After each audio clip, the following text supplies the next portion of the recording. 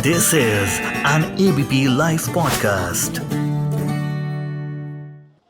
तो भाई जिस दिन हिमाचल प्रदेश के इलेक्शंस के डेट्स अनाउंस हुए, मैंने तो उसी दिन सोच लिया था कि मुझे हिमाचल प्रदेश इलेक्शंस कवर करने हैं। और इनके दो रीजंस हैं। एक तो मैं कभी हिमाचल प्रदेश घूमने गया नहीं, और सेकंड ये कि हिमाचल प्रदेश का जो पॉलिटिक्स है वो बहुत अनएक्सप्लोर्ड है। So I thought why not cover the Himachal Pradesh elections on ground. तो मैं अपने रिपोर्टिंग मैनेजर के पीछे पड़ गया, भाई मुझे भेज दो हिमाचल, मुझे कवर करना है, उनके पॉलिटिक्स, उनके सोसाइटी, उनके कल्चर को एक्सप्लोर करना है। So here I am today in Himachal Pradesh. Right now I am in a village call Nalhatti, and अभी मेरे साथ जुड़ेंगे यहाँ के जो एमएलए हैं, यहाँ पे जो एमएलए कंटेस्ट करेंगे, मिस्टर रवि मेहता, जो बीजेपी कंटेस्टेंट रहेंगे, वो हमारे साथ आज जुड़ेंगे। अपना जो फ्रेमवर्क है इस कॉन्स्टिट्यूएंसी के लिए वो बताएंगे। हम बात करेंगे कि कैसे इस कॉन्स्टिट्यूएंसी को, जो एक काफ़ी नया कॉन्स्टिट्यूएंसी है टू बी एग्जैक्ट, कैसे इस कॉन्स्टिट्यूएंसी को और बेहतर बनाएंगे इन द कमिंग डेज। तो चलिए सब कुछ जान लेते हैं only on ABP live podcast. जी, welcome to ABP live podcast mister Mehta. धन्यवाद एबीपी न्यूज का भी, आपके लाइव का भी। एक बात बताइए मेहता जी, मैं यहाँ ऑल द वे ड्राइव करके आया नोएडा से, ओवरनाइट जर्नी था, यहाँ आके हम सो गए, फिर सुबह उठे, बाहर निकले, तरह शिमला विमला घूमे। तो मुझे ये बताइए, मुझे दिल्ली में जो इलेक्शन वाइब आता है, इलेक्शन का फील आता है, बहुत टेंस माहौल रहता है, हर जगह कैंपेन मिलता है, मुझे हिमाचल आके वो दिख नहीं रहा है। ऐसा क्यों? सब शांत है यहाँ पे। हिमाचल की राजनीति का जो मैं भी पिछले कई सालों से थोड़ा इवैल्यूएशन किया है, मुझे लगता है कि भी हिमाचल प्रदेश की जो जनता है बहुत ही सौम्य स्वभाव की है, सादर अभिनंदन करने वाले हैं। वो किसी भी स्वरूप में हो, किसी भी राजनीतिक दल की हो, तो वहाँ का जो मतदाता है वो बिल्कुल उस तरह का, वो अभी तक में भी ये प्रदेश की राजनीति के लिए अच्छा ही है कि यहाँ पर जो राजनीति में ड्रामाबाजी हो गई वो ज़्यादा नहीं है।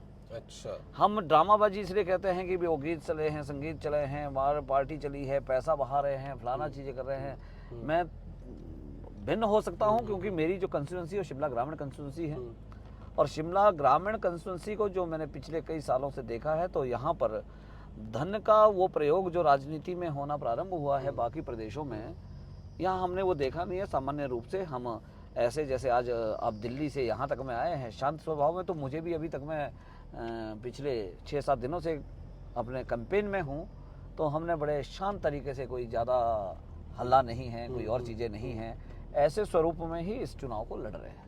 अच्छा, तो मुझे मेहता जी, मुझे ये बात बताइए कि ये जो कॉन्स्टिट्यूएंसी, ये बहुत नया कॉन्स्टिट्यूएंसी है। मुझे रिसेंटली ये पता चला, भी सब लोगों के साथ बात करते करते मुझे पता चला ये कॉन्स्टिट्यूएंसी बड़ा रिसेंटली बना है। तो इस पे काम इमीडिएटली क्या करना है? क्योंकि अभी करेंटली यहाँ पे कांग्रेस है इस कॉन्स्टिट्यूएंसी में, तो आपको क्या लगता है यहाँ पे डेवलपमेंट्स क्या होने चाहिए इमीडिएटली? जैसा आपने कहा कि भी ये कंस्टिट्यूंसी नई है, बिल्कुल हमें भी लगता है ये कंस्टिट्यूंसी नई इसलिए बन गई क्योंकि यहाँ पर ये कसुम्पटी विधानसभा क्षेत्र के नाम से ये कंस्टिट्यूंसी जानी जाती थी। यहाँ पर शोघी से लेकर करके और धामी तक का जो क्षेत्र था, ये कसुम्पटी विधानसभा का अंग था, और धामी से आगे हमारा जो ये सुन्नी गया, परगना चौथा गया, हमारा छोटा बल है, बड़ा बल है, और एक सराज, ये ऐसे क्षेत्र हैं दूर दराज के जो कुमार सेन का हिस्सा थे।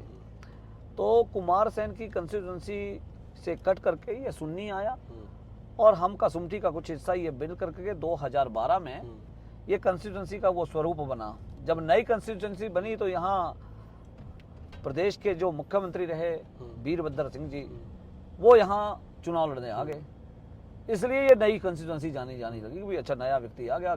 पहले ये रिजर्व कंस्टिट्यूंसी थी, ये ओपन हो गई, ओपन में कोई व्यक्ति खड़ा नहीं हो पाया, इसलिए नहीं हम भारतीय जनता पार्टी और बाकी राजनीतिक दलों के वो एक बड़ा नाम जो था इस विधानसभा क्षेत्र में, जो मुख्यमंत्री के दावेदार थे, तो लोगों को भी स्वाभाविक रूप से लगा कि भाई ये नई कंस्टिट्यूंसी है, पहली बार ओपन कंस्टिट्यूंसी हुई है, तो अब यहाँ से मुख्यमंत्री हमें मिलेगा। तो ऐसे प्रत्येक जनता ने उनको उस तरह का समर्थन दिया, मत दिया, और लगभग 20,000 मतों से यहाँ से ये सीट जो है कांग्रेस जीत गई।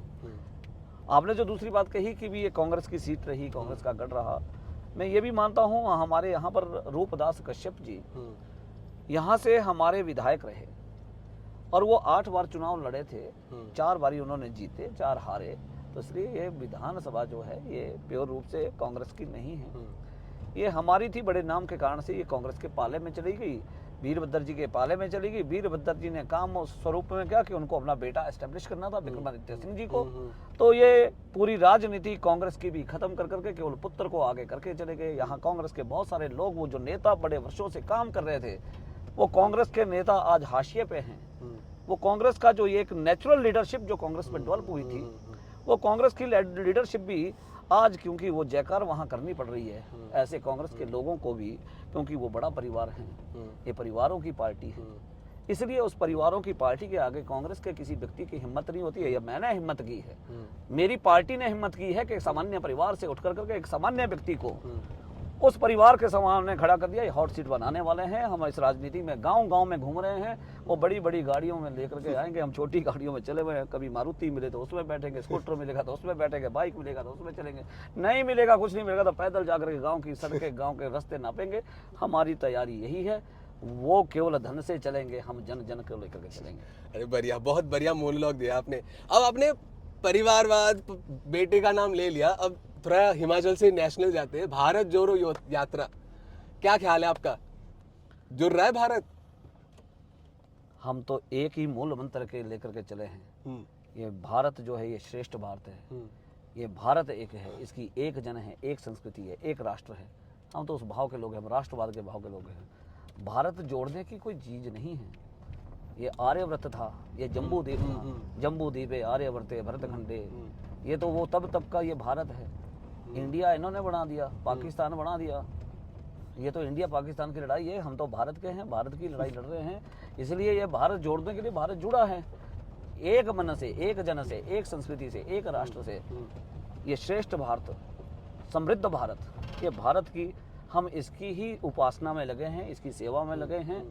कोई भारत जोड़ो यात्रा उनको करनी पड़ रही है, अपने को इस विषय में नहीं जाना है। कांग्रेस अपने आप को जोड़ के रखे, बस इतना हमें दुख तो है कि भी वो अपनी पार्टी। आपको लगता है कि ये इस भारत जोड़ो यात्रा से कांग्रेस पार्टी को कोई बेनिफिट हो रहा है? नेशनली इलेक्शंस में, स्टेट इलेक्शंस में कोई बेनिफिट होगा? मुझे नहीं लगता है कि ठीक है, उनकी पार्टी का एक कार्यक्रम है, उनका वो प्रयोग है।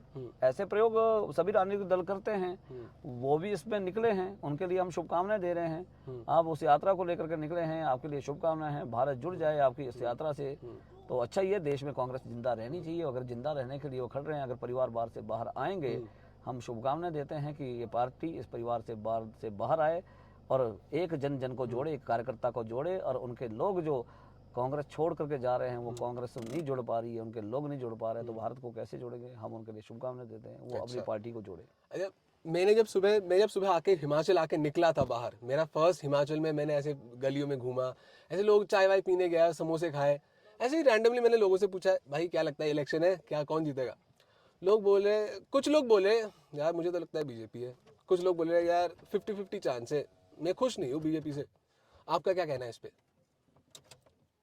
इलेक्शन का माहौल आ गया है, इलेक्शन कुछ ही दिन बाद है, आपको क्या लगता है? मुझे एक चीज लगती है, क्योंकि हमारी पार्टी जो कार्यकर्ता आधारित पार्टी है, भारतीय जनता पार्टी कार्यकर्ताओं के आधार पर निरंतर सक्रिय रहने वाली पार्टी है।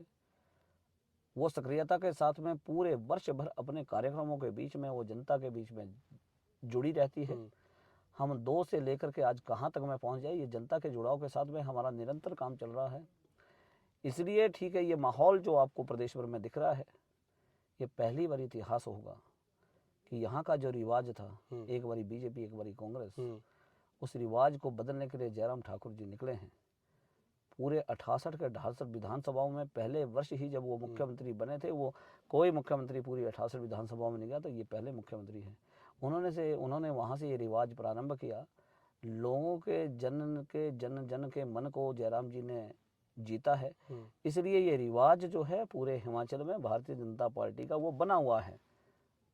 लोगों का कुछ का मन हो सकता है, हमारे शिमला ग्रामीण का भी एक मन हो सकता है कि यहाँ का रिवाज क्या होगा, परंतु मैं आश्वस्त हूँ कि यहाँ का रिवाज भी बदलेगा। 20 सालों से जो इस विधानसभा का हमारा विधायक इस क्षेत्र का नहीं रहा, धामी से लेकर के शोगी तक, और 32 सालों में धामी से लेकर के सुन्नी सराज तक का जो हमारा विधायक नहीं रहा भारतीय जनता पार्टी का, इस बारी रवि मेहता जैसा ये प्रत्याशी विधायक बनकर के विधानसभा में पहुंचेगा।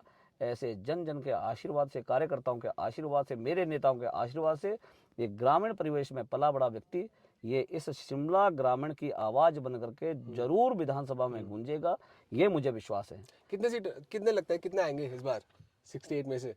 मेरी सीट आएगी बस मुझे। अरे बहुत बढ़िया, हाई फाई उसमें। ऐसा कॉन्फिडेंस चाहिए लोगों को। और एक और सवाल, आम आदमी पार्टी पंजाब में तो खेल गए, अब गुजरात आ रहे, हिमाचल में भी उनका फुटप्रिंट धीरे धीरे वो बढ़ाने की कोशिश में है।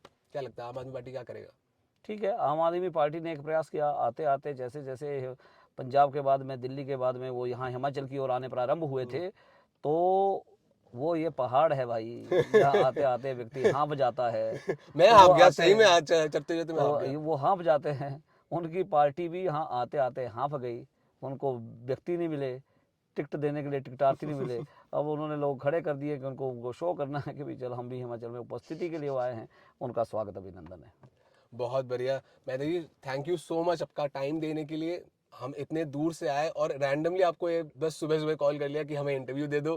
थैंक यू सो मच, शुक्रिया आपका इतना टाइम देने के लिए। आप बिजी हैं? बहुत धन्यवाद। आपकी आवाज़ में मैं भी आवाज़ बनूं, आपके माध्यम से आप मुझे जो जन जन तक के ले जा रहे हैं, मैं आपका भी आभारी हूँ, आपके चैनल का आभारी हूँ, आपकी आवाज़ का आभारी हूँ कि आप मुझे भी जनता की आवाज़ बनाने के लिए निकले हैं। बहुत बहुत धन्यवाद। धन्यवाद जी, थैंक यू।